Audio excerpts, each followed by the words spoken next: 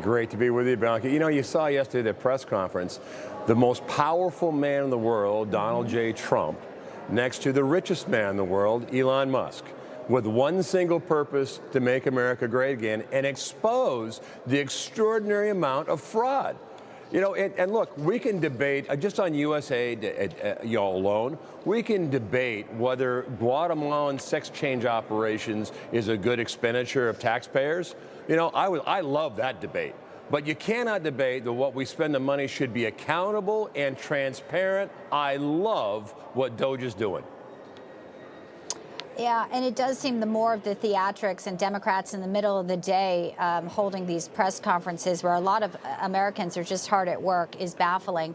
I want to get your reaction, though, a breaking story into as we just saw Mark Fogel at the White House last night, a huge win for Donald Trump, and Steve Witkoff also.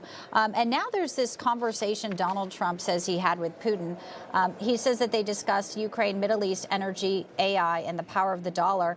And basically, he also says that they are going to now have negotiations immediately, calling Zelensky, and also saying no more lives should be lost. Zelensky right now expected to meet with J.D. Vance, congressman, at the Munich Security Council on Friday. With this type of momentum here, what do you think the odds are of potentially seeing something in light of this hostage release? You know, maybe an olive branch here, getting people to the table. It seems like there's a lot of momentum, and with this call, a new development and a significant one towards ending this conflict.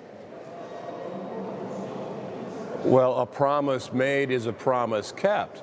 This president has only been in office less than a month, and look at the wins. He's got 10,000 Mexican troops patrolling the southern border. He's got the Royal Mounties on the northern border.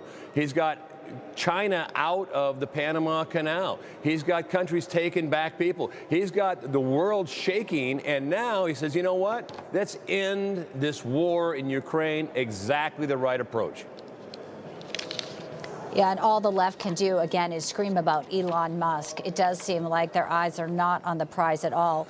Your reaction just minutes ago before we came on air, we saw Tulsi Gabbard. She is confirmed to Director of National Intelligence. Mitch McConnell was a no. He put out a statement just a short time ago. Thumbs up for that, for him showing cards read. Is that what you're saying? Well, for Tulsi, it's another win. Look, you know, Tulsi is well qualified. I served with her. You know, look, she won. The president gets his choice to a degree. The Senate can advise and consent, but she's the right candidate. Another win.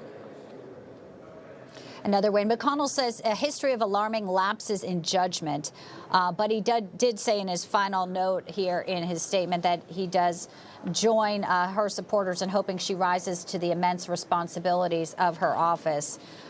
There's a lot of responsibilities, and right now, obviously, as you mentioned, the win with Donald Trump looking like negotiations are moving forward. Also, there's a big deadline, Congressman Zinke, that he has now put forward to Iran, and it's this Saturday at noon. He says all bets are off.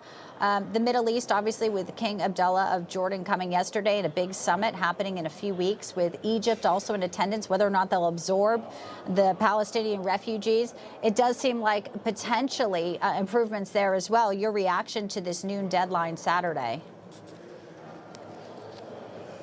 Well, a couple things. I think Gaza surprised many of us, but President Trump recognizes that there has to be a better future for the Palestinian future, or Palestinian people. You know, and then the deadline, remember what he said up front, is that, look, I want all the hostages back. This is consistent with his message has been, look, get them back, otherwise hell is going to break loose. And I hold him at his word. Absolutely. In Iran, I can tell you something. You know, the days of you funding terrorism around the world, either Hezbollah or Hamas or the Houthis, I tell you, it's over under Donald J. Trump.